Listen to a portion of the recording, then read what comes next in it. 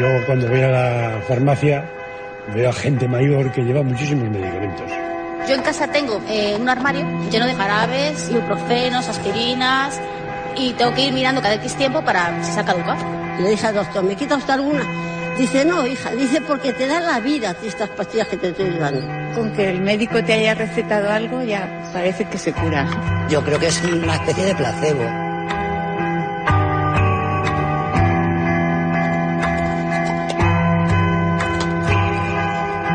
La gente es cómoda, prefiere a lo mejor medicarse antes que sacrificarse. Y hasta se enfada con los médicos que lo he visto yo. Es que ese médico a mí no me ha recetado ninguna pastilla.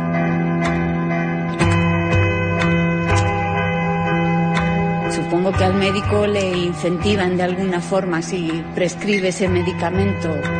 Los médicos no son médicos, son recetas. Son gurús, son los dioses del mundo moderno. Entonces, si un médico te dice, tienes esto y se cura con esto, pues va a misa, lo haces. Buenas tardes. Hola. Los expertos en salud pública alertan de la excesiva medicalización del sistema. España es el segundo país del mundo en consumo de fármacos por habitante. ¿Tu experiencia como médico certifica esta estadística? Sí que es verdad que en las consultas vemos que cada día los problemas que antes se trataban en el ámbito doméstico que cada día más saltan a la consulta, con lo cual sí que lo estamos viendo. ¿Como pacientes tenemos receta dependencia?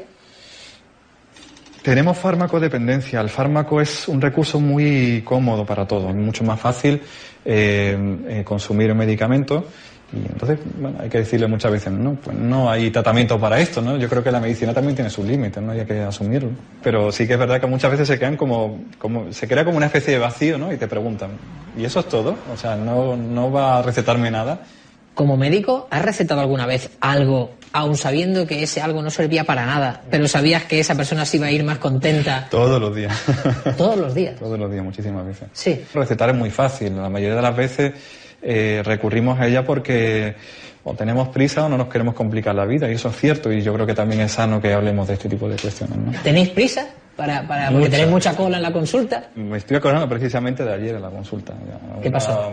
Una consulta saturada, no había dormido bien esa noche y tenía un mal día. Y entonces, bueno, recurres a la receta, que es lo más fácil, ¿no? Ese instrumento que tenemos tan a mano, ¿no? Desde 2011 los médicos ya no recetáis una marca de medicamentos, sino que en las recetas ponéis el principio activo. ¿Es así?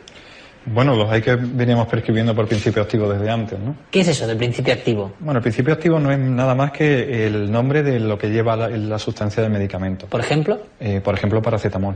En vez de poner gelocatil. En vez de poner la marca comercial, efectivamente. Cuando el médico tiene libertad para elegir entre marcas, ¿qué le hace decidirse por una marca o por otra? Presiones comerciales, ¿no? ¿Directamente? Sí, sí. ¿De las farmacéuticas? De los laboratorios farmacéuticos, sí.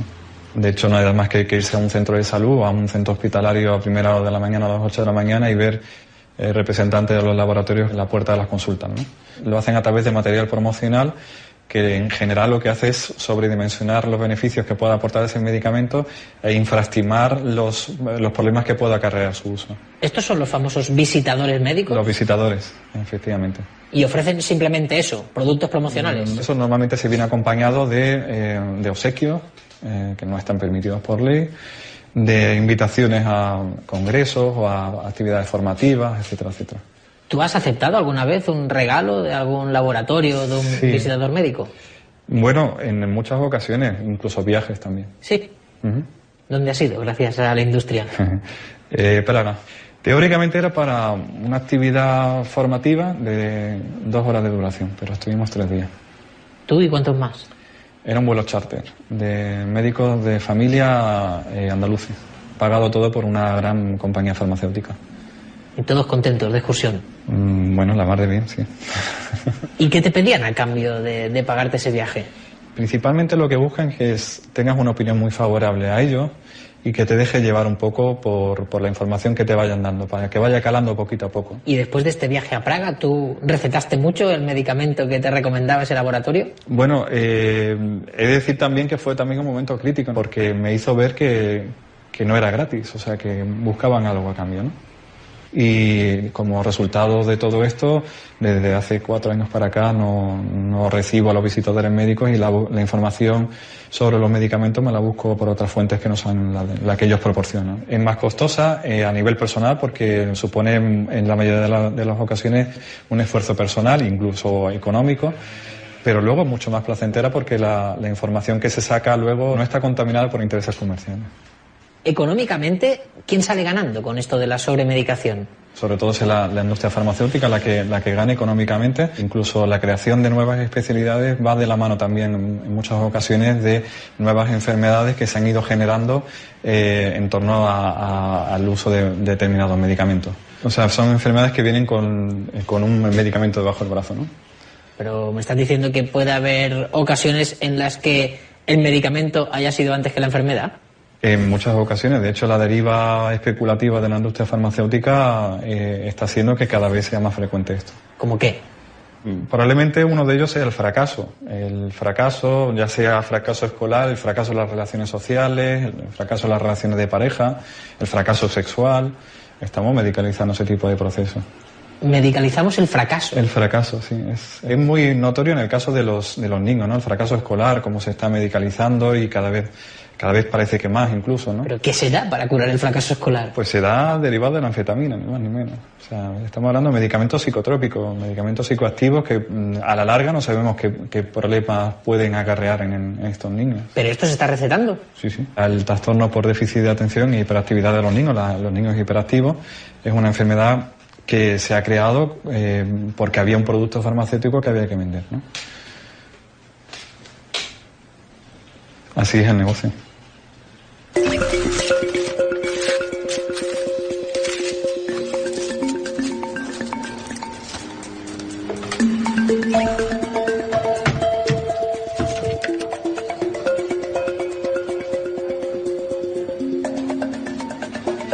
Don Ramón Laporte, vengo de ver a un médico de cabecera, un médico de familia, que me ha confirmado que en España consumimos muchos medicamentos. Es sorprendente la estadística que coloca a España como el segundo país que más medicamentos consume del mundo. Efectivamente, y probablemente en el 2011 fuimos el primero, por lo menos en psicofármacos, medicamentos para la ansiedad, medicamentos para dormir, medicamentos para la depresión. En todo eso somos primeros en el mundo. ¿Por qué consumimos tantos medicamentos en este país? Hay un recurso a la tecnología que se ha convertido en una cultura que expande cada día en nuestro sistema de salud. Hacer una receta es muy rápido y sustituye muy a menudo las explicaciones y los cambios de modo de vida.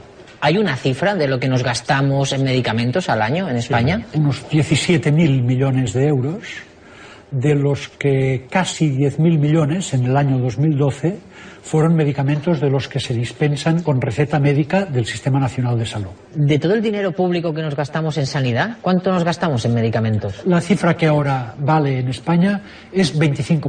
¿Este porcentaje en comparación con otros países es el normal? No, somos el porcentaje más alto de Europa. En Gran Bretaña, por ejemplo, gastan un 10,7% de todo lo que gastan en salud, lo gastan en medicamentos. En Gran Bretaña, 10,7%, nosotros 25%. ¿Sabe cuál es la causa principal de osteoporosis? No. El déficit en vitamina D. La vitamina D es la que viene del sol. En España, las mujeres que se rompen el fémur, su edad media es 84 años. En Gran Bretaña, 74 años. Como hace menos sol, tienen menos vitamina D, tienen los huesos más frágiles, se rompen antes. En España tenemos sol y tenemos menos osteoporosis. Pues bien, somos el país del mundo que consume más medicamentos por persona para la osteoporosis. Que ha sido un coladero el sistema público de salud para pagar según qué medicamentos. En España lo es, en otros países no. En muchos países europeos el sistema de salud tiene una verdadera, lo que se llama financiación selectiva. Cuando ven que hay 8 o 9 medicamentos que son del mismo grupo terapéutico, que hacen lo mismo, y que no hay ningún estudio clínico que te diga que este es mejor que los otros, dicen, a ver, ¿cuál es el de precio más barato? Este. Pues este es el que se selecciona. Por ejemplo, aquí no hacemos esta selección. Aquí no se hace. Es que la industria farmacéutica tiene decenas de miles de personas bien pagadas, bien preparadas, que solo piensan en eso. Solo piensan en cómo venderle más a quien le compre. ¿Y quién le compra en España? Es el Sistema Nacional de Salud. Cuando un médico se pone a hacer una receta, ¿cuántos medicamentos puede tener a su alcance para recetar? Un médico a la hora de recetar en el Sistema Nacional de Salud puede elegir entre 15.000 medicamentos diferentes. 15.000 medicamentos. Es imposible que un médico pueda gestionar el conocimiento relativo a 15.000 medicamentos, ni a 1.000. Yo soy farmacólogo y puedo decir que conozco en profundidad unas pocas decenas de medicamentos y llevo 40 o 50 años en esto. Cuando tú tienes a decenas de miles de profesionales desperdigados que pueden recetar uno entre 15.000 medicamentos disponibles, estás abriendo la puerta a todo tipo de errores, insuficiencias de conocimiento, etc.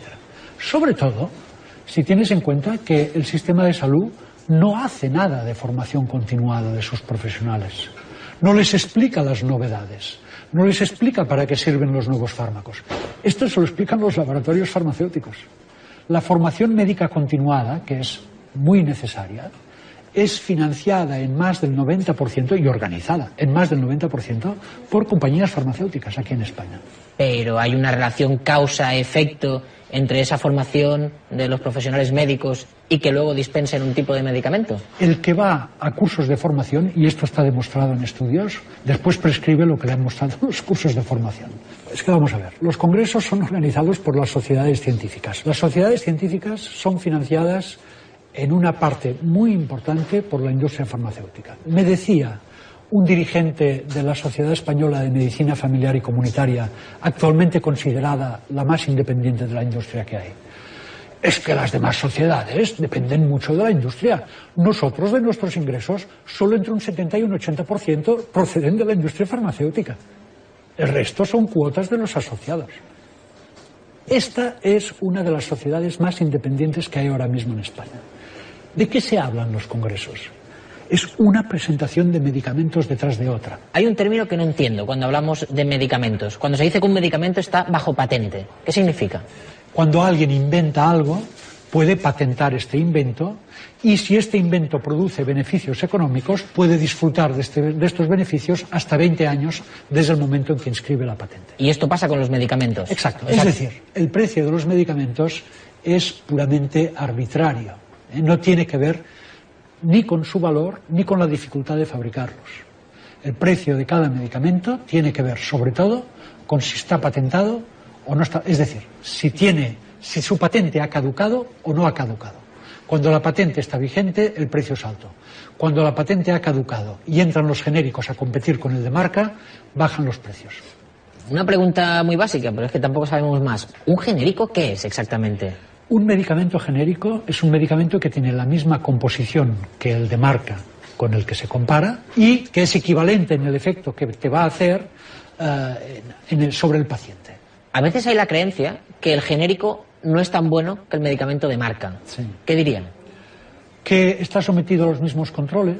También te diría que la mayoría de los genéricos son fabricados o manufacturados en la misma planta industrial donde se fabrica el medicamento de marca. Por ejemplo, el Valium tiene un genérico que es el diazepam. El mismo fabricante de Valium de vez en cuando cambia la parte de la maquinita que marca el nombre Valium sobre el comprimido para poner el marcador de diazepam, que es el nombre genérico, y todo el proceso es el mismo, solo que cambia esta máquina que marca el nombre del medicamento al final. Me han hablado de enfermedades inventadas. ¿Es verdad que se inventan enfermedades? Sí, se inventan y se exageran, las dos cosas. Con el colesterol, a principios de los años 90, el nivel normal estaba muy alto, en 290. En el año 94-95 se reúne un comité de expertos norteamericano y dice que no, que el nivel normal no es de 290, es de 270. ¿Van bajando los niveles? Con lo cual ya calcularon que en vez de tener 11 millones de ciudadanos en Estados Unidos que tenían que tomar la pastilla para el colesterol, al bajarlo ya subieron a 30 millones. Bueno, la cuestión es, bueno, pero esta gente que recomiendan esto, estos especialistas, ¿quiénes son?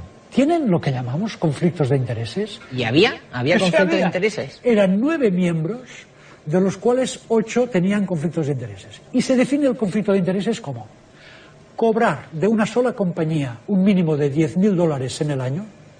Si cobras 9.000 no tienes conflicto de intereses. o tener $40.000 en acciones de esta compañía. Si tienes 30.000 ya no tienes conflicto de intereses. Entonces, de los 9 miembros del comité, 8 declararon conflictos de intereses de este tipo que te estoy diciendo.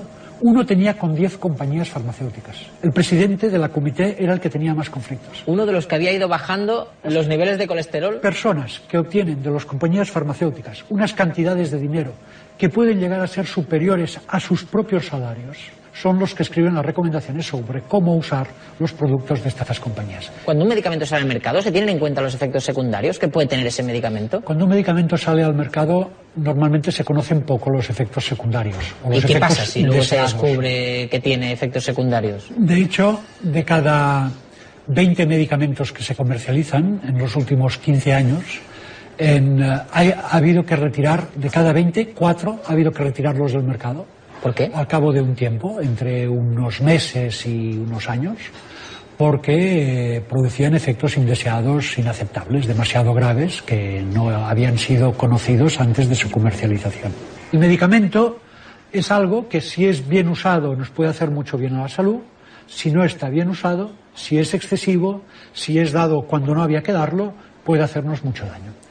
Hemos tenido en España, entre 1995 y 2004 o 2005, unos 18.000 casos de cáncer de mama que han sido causados por lo que llamaban tratamiento hormonal sustitutivo.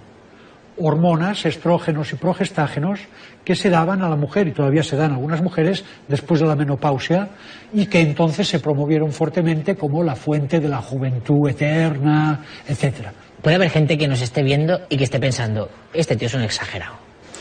Bueno, yo soy miembro del cuadro de expertos de la Organización Mundial de la Salud en evaluación de medicamentos desde hace 20 años y me han prorrogado para 5 o 6 años más. He presidido el Comité de Medicamentos Esenciales de la Organización Mundial de la Salud, que es el comité técnico de mayor altura técnica que hay en la Organización Mundial de la Salud, reconocido por la propia organización. Soy alguien a quien se escucha a nivel internacional y también aquí. Y por fortuna tenemos a muchos médicos que aquí, en Cataluña y en España, han optado por informarse de manera independiente sobre los medicamentos, y creo que por ahí tenemos una alternativa. Hay una figura que en este programa está apareciendo recurrentemente, que es la del visitador médico. ¿Le parece que vayamos a conocer a uno? Ah, muy bien. Bueno, a una visitadora médica. Muy bien, vamos.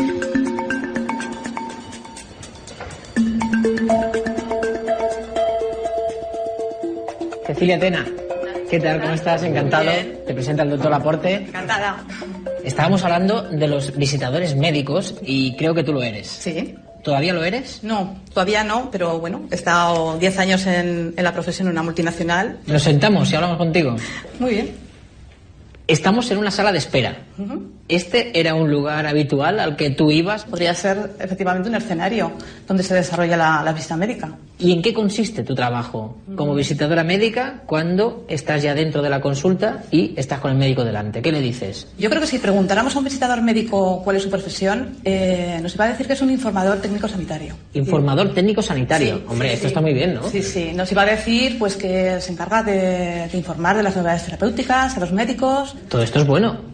Sí, desde luego, si fuera así, sería bueno. No es así. Yo creo que no. El visitador médico pertenece a la red de ventas de un laboratorio. O sea, es como un comercial. Sí, es que es un comercial. Mira, yo te voy a decir cómo nos entrenan a los visitadores médicos. ¿Cómo se entrenan? ¿Cómo nos entrenan? Pero esa formación te la dan ellos. Sí, sí, ¿Tú, sí. ¿Tú no tenías ninguna formación sanitaria? Yo soy diplomada en relaciones laborales. O sea, la mayoría de visitadores médicos no tienen formación científica. Pero sobre todo, donde más hincapié hacen en los laboratorios es en las técnicas de venta. Yo tengo cursos de técnicas de venta, de técnicas de negociación. ¿Qué negociabais con los médicos? ¿Qué se negociaba? Recetas. O sea, el visitador lo que le pide al médico es que prescriba su marca. Que prescriba quiere decir que la recete. Que recete. No es el objetivo, o sea, no te equivoques. O sea, el objetivo no es informarle de un, yo qué sé, de un antihipertensivo, las ventajas que tiene. Bueno, puedes decírselo como si fuera una información colateral. Pero el objetivo del visitador, que no es dar formación, que para formación están las universidades. ¿Qué pasaba en ese, Bueno, en ese punto de convencer al médico? ¿Tú qué le ofrecías? A ver, además pues, del medicamento. Sí. Pues puedes convencer con tu palabra, con tu simpatía, puedes convencer invitando a un café, pero lo que creo que tiene que conocerse es que los visitadores manejan lo que se llaman los presupuestos de inversión.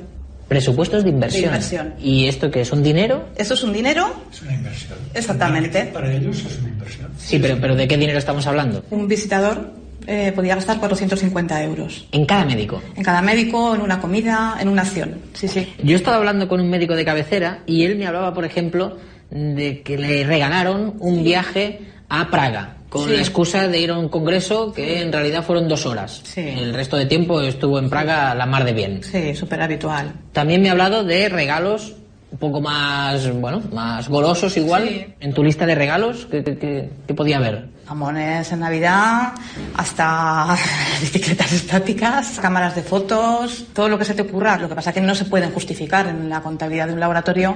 No va a haber una factura de una impresora ni de un ordenador. Pero puede haber facturas de cursos de informática, por ejemplo. Que incluían un ordenador. ¿Teníais calificados a los médicos de alguna manera? Hombre, claro. Los médicos que se llaman tarugos, que son los que aceptan incentivos, son harto conocidos por todos los visitadores. Es decir, no es que los conozca yo, es que los conoce todo el mundo. ¿Tarugos? Tarugos. En cada sitio de trabajo hay algunos médicos que son conocidos por ser sensibles a los laboratorios y hay otros que son conocidos por no tener relaciones con los laboratorios. Los pluma seca. ¿Los pluma seca? Sí. ¿Qué son los pluma seca? También les llaman fundamentalistas, pues es el médico que prescribe poco.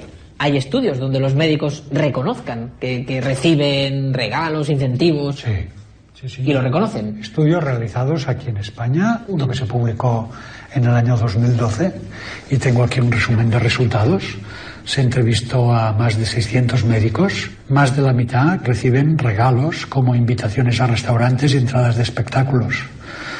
Un 81% que aceptan invitaciones a inscripciones en congresos, gastos de viaje, alojamiento, comidas, otros gastos personales, que no se sabe qué es, libros y bibliografía. E incluso casi un 28% que recibían pago en dinero efectivo por parte de compañías. Creo que a pesar de todo lo que cuentas, hay como un código deontológico de conducta para los visitadores médicos. ¿Es así? Sí, sí. Yo tengo aquí ese código de conducta, la edición de 2010, Código Español de Buenas Prácticas, y Farmaindustria como la encargada de hacerlo.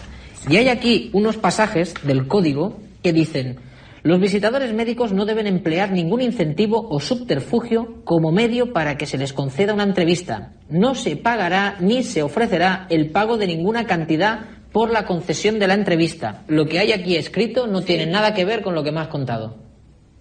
¿Qué pasa? ¿Que no se cumple el código? Los códigos están para ornamento, para dar imagen.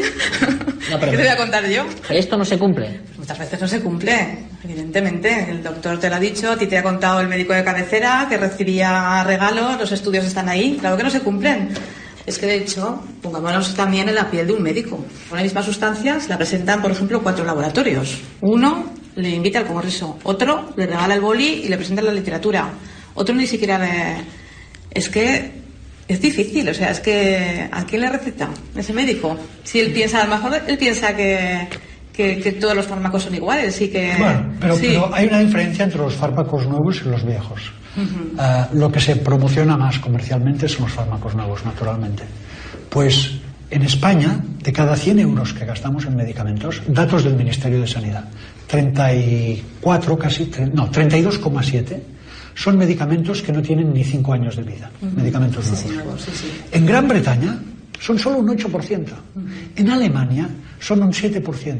Es decir, que estos países que tienen las grandes compañías nos hacen comprar a nosotros lo nuevo que ellos producen, pero ellos no lo consumen, esperan a que pasen los primeros años. Seguramente en la industria lo que nos dirían es: a ver, yo soy una empresa, yo tengo que ganar dinero y me dedico a fabricar medicamentos que necesito vender. Sí, pero si abusa mucho va a matar la gallina de los huevos de oro. Hasta ahora la industria ha tenido una gallina de los huevos de oro. En el Sistema Nacional de Salud, sí. Ha sido un Sistema Nacional de Salud permeable. En algunos momentos este país parecía que el Sistema Nacional de Salud fuera una red de expendedurías de medicamentos, ¿no? ¿Por qué no acabamos de descubrir esto que te hemos contado ni ahora ni hace 5 años? Es que yo lo he visto desde hace 40. Ha funcionado así. Es decir, los ciudadanos tienen que saber que en estos sectores se dilapidan los recursos y que podríamos ser bastante más económicos con esta cuestión. Cuando los ciudadanos sepan eso, pues entonces yo creo que sí que podremos cambiar las cosas. Pero eso tiene que venir de los ciudadanos, como tantas cosas que necesitamos.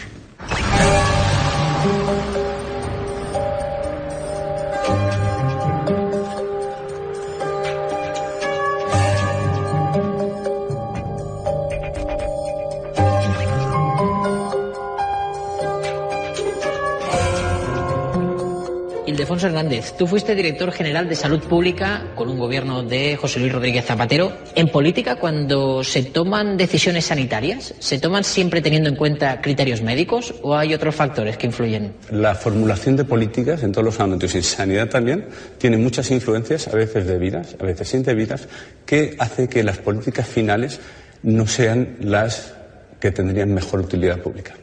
¿No se piensa en el interés de todos cuando se hace una política sanitaria concreta? No siempre, no siempre. Durante el programa estoy escuchando que la industria farmacéutica ejerce mucha presión. ¿Esa presión es tanta? ¿Es cierta? ¿Es así? La industria farmacéutica ejerce presión en todos los ámbitos sanitarios. Domina la agenda de formación de los médicos, domina la agenda de investigación, domina la agenda pública en sanidad. ¿Qué quiere decir eso? Que la mayoría de actos, medios de comunicación especializados, etcétera, están financiados por ellos. Por poner un ejemplo, un ministro es más fácil que le enseñen un medicamento o una vacuna en una reunión que no que le enseñen un programa de fomento de envejecimiento saludable. ¿Por qué? Porque el envejecimiento saludable, por medio de acciones de fisioterapia, tai chi o cualquier otro programa que mejore su equilibrio, evite las caídas, etcétera, no tiene rendimientos económicos detrás que los defienda tantos como tiene una vacuna. Pues vamos a intentar ir desgranando cuál ha sido tu relación como político con esa potentísima industria farmacéutica. Muy bien.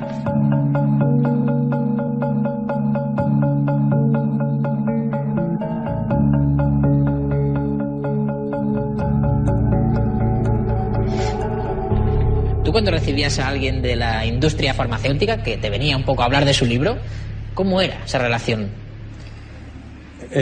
Bueno, era una relación en general muy cordial, es gente muy preparada, en la que sabe muy bien lo que tienen que hacer, la forma de decir las cosas. ¿Son buenos? Muy buenos, son excelentes. Todos los que venían a vernos son gente muy buena, muy bien preparada.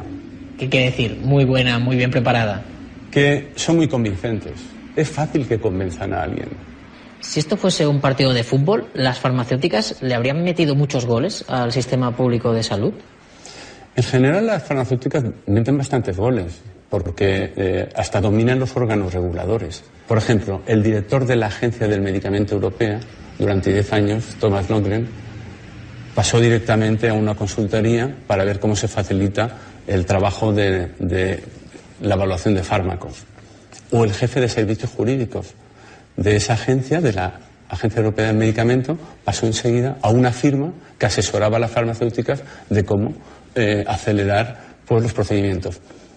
Esa puerta giratoria lo que pone en duda es la independencia y la imparcialidad de la agencia, y por eso tuvo el reproche del Parlamento Europeo, que llegó a retrasar el presupuesto de esa agencia y le reprochó que hiciera estas cosas. Tú eres el director general de Salud Pública en un momento crítico como cuando surgió el tema de la gripe A. Sí. ¿Recibisteis muchas presiones para comprar la vacuna contra la gripe A? Bueno, había presiones por todos los lados. Había la presión hasta de los medios de comunicación, la pregunta, ¿va a haber vacunas para todos? Había la presión a nivel de la Unión Europea, porque había países productores, en algún caso, que fomentaban el que la decisión conjunta fuera comprar el 100% de vacunas, es decir, vacunas para el conjunto de la población. Es decir, había presiones de distintos ángulos. ¿Recibiste presiones en ese momento por parte de la industria farmacéutica? Las empresas farmacéuticas querían conseguir la máxima rentabilidad de su vacuna pandémica. Por lo tanto, lo que querían era acelerar los contratos, conseguir el número máximo de vacunas, poner alguna cláusula que tal vez, por ejemplo, los efectos adversos de la vacuna no fueran responsabilidad del laboratorio. O sea, además, estar con las manos limpias si pasaba algo. Bueno, cada uno intenta pues, poner las cláusulas que cree convenientes para sus intereses. Como ¿Y eso no coló? No. ¿Costó que no colase? Bueno, siempre, estas cosas cuestan, siempre, sí. ¿Cuánto dinero público nos gastamos al final en prevenir la famosa gripe A? En conjunto en torno a 98 millones de euros. 98 millones de euros, que fueron a parar a un laboratorio farmacéutico. No, a varios. A varios. A varios. Se lo tenían repartido. ¿Y con todas esas vacunas que no se pusieron, qué se hizo? Bueno, todos los fármacos cuando no se utilizan después se destruyen. A toro pasado, sobre el tema de la gripe A, ¿tú crees que la industria os coló un gol como gobierno? No estoy seguro. Yo lo que he aprendido de esta situación es que casi todas las instituciones que están implicadas tienen que revisar su funcionamiento y tienen que mejorar su imparcialidad y su independencia, empezando por la Organización Mundial de la Salud. Que ahí no estuvo muy independiente. Bueno, la persona que era la responsable del programa de gripe de la Organización Mundial de la Salud después pasó a la industria. De hecho, es una persona que me contactó como unos 6 meses antes de la pandemia de gripe A, ofreciéndome vacunas prepandémicas. Y me dijo, doctor Hernández, no sé si se acuerda de mí, que yo estaba en la OMS y ahora estoy en tal empresa y tenemos unos productos que pueden ser interesantes. Qué bien, ¿no? Bueno, es sorprendente. ¿En nuestro país hay algún organismo que represente a la industria farmacéutica? ¿Que lo represente? Sí. ¿Como grupo? Sí. Sí, se llama Farmaindustria. Farmaindustria. ¿Y qué tal son? Las relaciones son extremadamente cordiales y de colaboración. La industria produce medicamentos, innovaciones que a veces son excelentes para mejorar la salud de la población. 1. 2. La gente que hay, los trabajadores en general de las empresas farmacéuticas son excelentes, de muy buena calidad. Pueden jugar un papel muy bueno. Defendámosla de sí misma a veces, porque a veces ha utilizado influencias indebidas para cambiar las políticas de los países y de las organizaciones supranacionales. Por intereses espurios, intereses de algunos de los gerentes, directores, altos cargos, se producen direcciones de política que se alejan de lo que sería sinérgico con el bien común. Con el interés público. Con el interés público. Por una cuestión económica. Sí, por la codicia en general.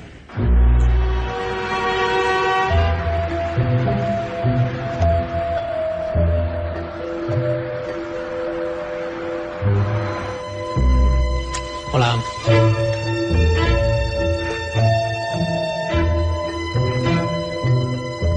Julián Zavala, director de comunicación de Farmaindustria. Muchas gracias por recibirnos. Farmaindustria sería una especie de patronal de las farmacéuticas. Lo es. Se habla muchas veces de Farmaindustria como un lobby muy potente de presión. ¿Es así? Somos un lobby técnicamente en cuanto a que una gran parte de nuestra actividad es intentar trasladar a las autoridades sanitarias, en este caso, los intereses, posiciones, circunstancias o características de la industria farmacéutica para que lo tengan en consideración a la hora de desarrollar el marco legislativo. Lo de potente ya se habría que preguntar a según quién, pero vamos, hacemos lo que podemos y en cualquier caso me temo que no, estamos lejos de ser muy potente. Entre las actividades de Farmaindustria está fomentar que los españoles consumamos el máximo número de fármacos posibles. No, más bien al contrario. Sí, al contrario. Es decir, en los principios fundacionales prácticamente de Farmaindustria está, y de la industria farmacéutica en general, fomentar el uso racional del medicamento, es decir, que consumamos los medicamentos que sean necesarios. ¿Es normal entonces que España sea el segundo país del mundo que más medicamentos consume? Evidentemente no es normal y no sería normal, pero eso me temo, Jordi, que no es así. Según las estadísticas, sí. Primero, tanto imposible es que no tiene sentido. O sea, este informe no es cierto. Los expertos en salud pública alertan de la excesiva medicalización del sistema. España es el segundo país del mundo en consumo de fármacos por habitante. Mantengo lo que he dicho. No es verdad. No. Según las estadísticas oficiales de la OCDE, por ejemplo, o de la Unión Europea, estamos en la media europea. Bueno, en cualquier caso es la palabra de la Sociedad Española de Salud Pública y Administración Sanitaria, SESPAS, contra los datos que nos estás ofreciendo. ¿Usted tiene el colesterol alto? Seguro. ¿Pero se lo ha mirado? Hace tiempo que no lo miro. Pues si le dicen que lo tiene alto, no se preocupe mucho tampoco. Porque los índices del colesterol hay unos expertos que los están bajando. ¿Qué le parece? Lo que digan los expertos tendrá que ser a lo que haga caso. No me diga usted que no es sospechoso que una medida como esta de bajar los índices de alarma del colesterol que puede beneficiar a la industria farmacéutica, luego se descubra que hay señores dentro de la comisión que ha decidido eso que cobran de la industria farmacéutica. Cuando decidimos que cobran, parece como que les dan un sobre, y no es esto. Han prestado unos servicios a una compañía farmacéutica, no a una, a muchas. Y esos servicios, supongo que los habrán facturado, no sé los detalles. Y creo que es mejor que todos confiemos en los sistemas que nos rodean. Y cuando digo el sistema, me refiero a la Agencia Europea del Medicamento, a la Agencia Española del Medicamento, a la Organización Mundial de la Salud, a todos los organismos públicos de todo el mundo que cotejan todo eso. ¿Y todos estos organismos son independientes? Bueno, claro. ¿Sí? ¿Por qué aparecen informaciones que hay miembros de esas agencias que están en connivencia con la industria farmacéutica? Creo que la palabra connivencia, sinceramente, es un juicio de intenciones. ¿Y cómo quiere que lo diga? Lo digo de otra manera, no tengo ningún problema. Que tengan relación. Que tengan relación. Bien. ¿Cómo entiende que haya personas vinculadas a esas agencias que tengan relación con la industria farmacéutica? ¿Lo dice por lo de la Organización Mundial de la Salud? Efectivamente. Creo que se esperaba esta pregunta. Sí, son típicas. La voy a hacer igualmente. La Organización Mundial de la Salud ocultó que sus expertos en gripe A cobraron de farmacéuticas. Eso no pone en cuestión todo el desarrollo de la política con más o menos acierto del tema de la gripe A.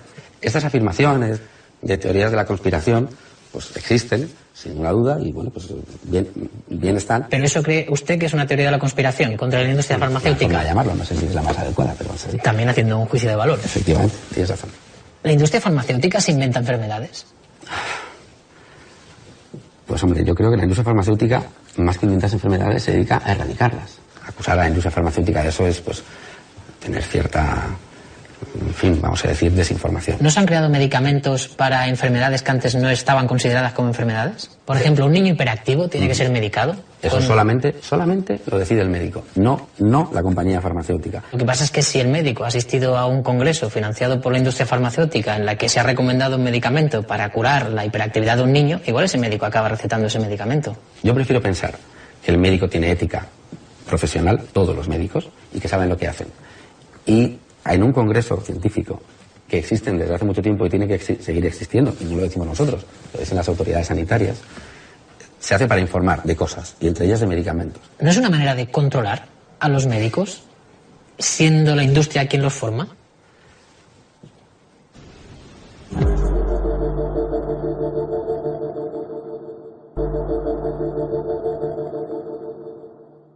¿No es una manera de controlar a los médicos, siendo la industria quien los forma?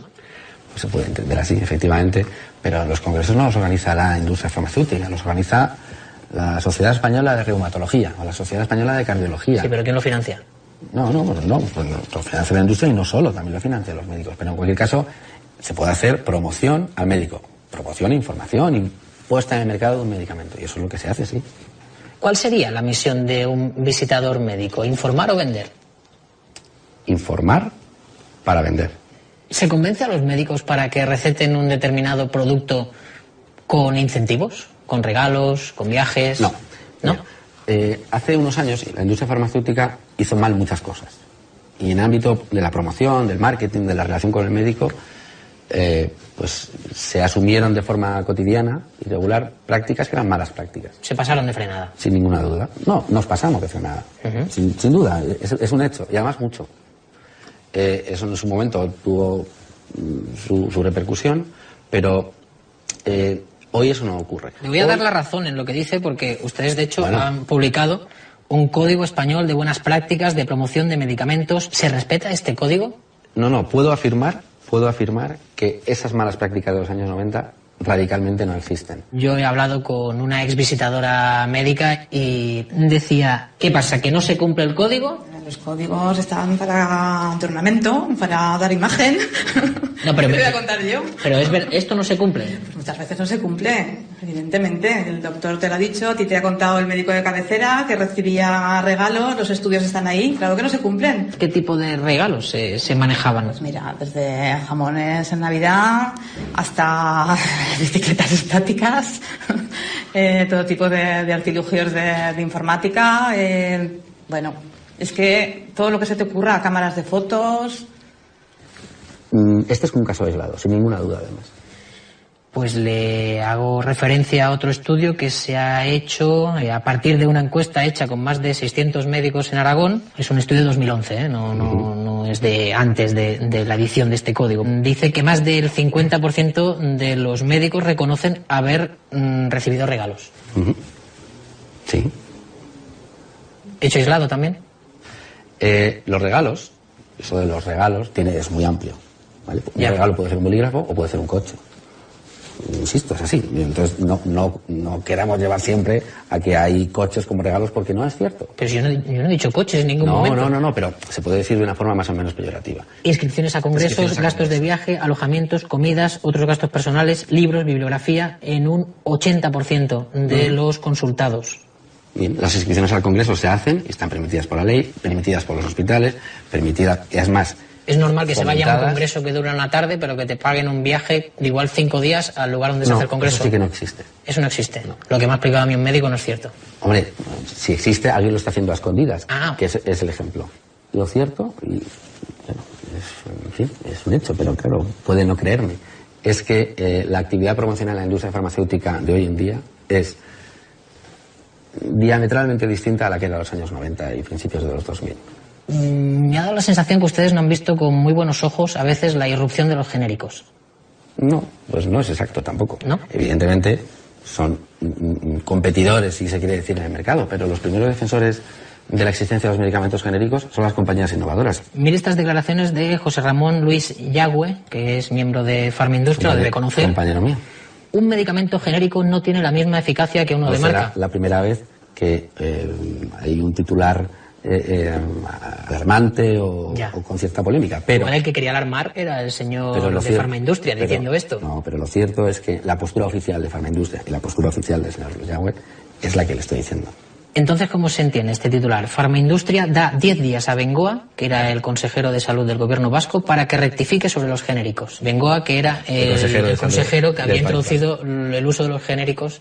Lo que denunciábamos en aquel escrito nosotros es que ese cambio obligatorio a medicamentos genéricos podía tener connotaciones clínicas para los pacientes. ¿Me está diciendo que llevaron todo este tema a los tribunales pensando en los riesgos sanitarios y no pensando en el dinero que iban a dejar de ganar? Nosotros entendíamos que teníamos que defender nuestra posición. Pero tiene un componente económico. Claro. Ah, vale. No, sin ninguna duda. Y además no pasa nada por tener intereses económicos. Ni nosotros, ni nadie. Creo que el consejero de salud vasco, a pesar de esto que le decía Farmaindustria, no rectificó y todo esto llegó a los tribunales. ¿Sabe con qué resultado? Pues no recuerdo en este momento. El Tribunal Superior de Justicia del País Vasco avala el fomento de genéricos ante la queja de los laboratorios. Se estima que la medida, que afecta a 3 tipos de medicamentos, permitirá un ahorro de 6 millones de euros a las arcas vascas. ¿Preferían ustedes que las arcas vascas no se ahorrasen esos 6 millones de euros para ganarlos ustedes? Hombre, ese análisis así, efectivamente, eso parece, ¿no? ¿Saben lo que ocurre? Que si analizamos todo en términos de ahorro, entonces podemos hacer mucho más todavía. Pues hagámoslo. Pues no damos medicamentos a la gente. Ah, hombre, esto es una medida que a más de uno se le tiene que estar pasando por la cabeza. No creo que a la gente de Farmaindustria, precisamente. Efectivamente. Y tienen ustedes buena relación, igualmente, con el gobierno. Intentamos tener la mejor relación posible con todos los gobiernos de todos los colores, entre otras cosas, porque es nuestra obligación como representantes del sector. Que la ministra Ana Mato haya adoptado una medida como el medicamentazo, retirando 400 medicamentos del sistema público de salud, ¿esto les ha beneficiado o les ha perjudicado? ¿Usted qué cree? Pues mire, cuando un medicamento sale de la financiación pública, prácticamente deja de venderse. Pues es curioso porque lo propusieron ustedes. Mire que 2 titulares más curiosos. Vamos de titulares. Farmaindustria propone que los pacientes paguen los fármacos para dolencias menores. 4 meses después, el sujeto del titular cambia y ya no es Farmaindustria, sino que es el Ministerio de Sanidad propondrá no financiar fármacos para síntomas menores. ¿Quién hace aquí las leyes? ¿El Ministerio de Sanidad o Farmaindustria? Le aseguro que el Ministerio de Sanidad. ¿Sí? Sí. ¿Este medicamentazo al final a ustedes les ha beneficiado o les ha perjudicado? Sin ninguna duda nos ha perjudicado. Ya. Bueno, hemos dejado de vender. Decenas de fármacos excluidos de la financiación disparan sus precios. El Ministerio de Sanidad excluyó de la financiación pública 417 fármacos. Productos como Almax, Flumil, Fortasec, Flutox, Mucosan se incrementaron una media de un 50%. Cuando un medicamento sale del sistema público de financiación, por cómo está estructurado el sistema público de salud, baja radicalmente las ventas, monstruosamente las ventas. Es así. Entonces, y las ventas se hacen así, radicalmente. Para que esa pérdida de mercado se pueda compensar, se puede cambiar el precio. Pero en cualquier caso, aún así, ¿qué habría de malo en que un gobierno y un sector se entiendan para que haciendo algo que ahorre no sea del todo malo? Lo que es malo es que ustedes hayan sacado del sistema público de salud, no ustedes, el Ministerio haya sacado del sistema público de salud unos medicamentos con los cuales hay muchos pacientes familiarizados y resulta que cuando los sacan y ya no tienen esa financiación, ustedes les suban el precio. Todos los ahorros, en general, tienen siempre una serie de problemas o efectos secundarios. Y en este caso, este es el efecto secundario. Si en un momento dado tiene usted que decidir entre la salud de sus clientes o la cuenta de resultados de sus accionistas, ¿qué haría la industria farmacéutica? No se vincula, no se puede vincular. O sea, no se puede desvincular. Si lo que tú haces no funciona o es malo, es imposible que tengas éxito en la cuenta de resultados. ¿Seguro? Sí. ¿No ha habido medicamentos que luego se ha demostrado que no han funcionado? Sí. No solo que no han funcionado, sino que no han hecho ningún bien en el paciente, pero gracias a ese medicamento el laboratorio ha ganado dinero? Ha habido casos de medicamentos que han tenido efectos secundarios indeseados y graves que se han retirado, y en algún caso puntual se ha demostrado que el laboratorio tenía conocimiento de tenía cierta información al respecto. Pero no se sabe todo del medicamento hasta que no se sale al ruedo muchas veces, ¿no? Y hay cosas que aparecen después, porque nada tiene riesgo cero. De ahí a buscar, en fin, negligencias, vale, pero dolo o culpabilidad, sabiéndolo, pues no es tan habitual. Lo puede haber en algún caso y se sancione, pero forma parte del sistema.